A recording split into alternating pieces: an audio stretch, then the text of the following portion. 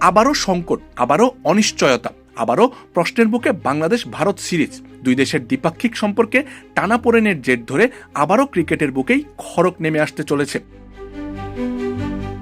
আসছে সেপ্টেম্বরে বাংলাদেশে ভারতের সফরে আসার কথা থাকলেও সাম্প্রতিক রাজনৈতিক পরিস্থিতির কারণে ফের দেখা দিয়েছে অনিশ্চয়তা।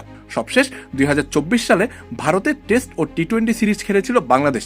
সেবার দুই ফরম্যাটেই ম্যান ইন ব্লুজদের কাছে হোয়াইট ওয়াশ হয়েছিলেন শান্ত লিটন দাসরা।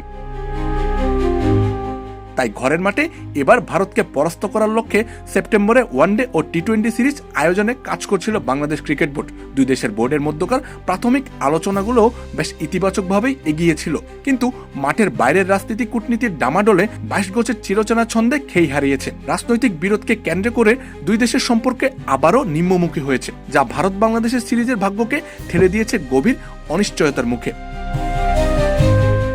পরিস্থিতির এই আকস্মিক পরিবর্তনে বিসিবি কর্মকর্তারাও কিছুটা হতাশ।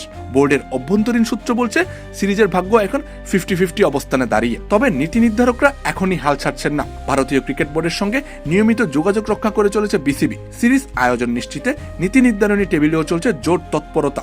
শেষ মুহূর্ত পর্যন্ত সম্ভাবনা ঠেকাতে বাংলাদেশ সব রকম প্রচেষ্টাই অব্যাহত রেখেছে।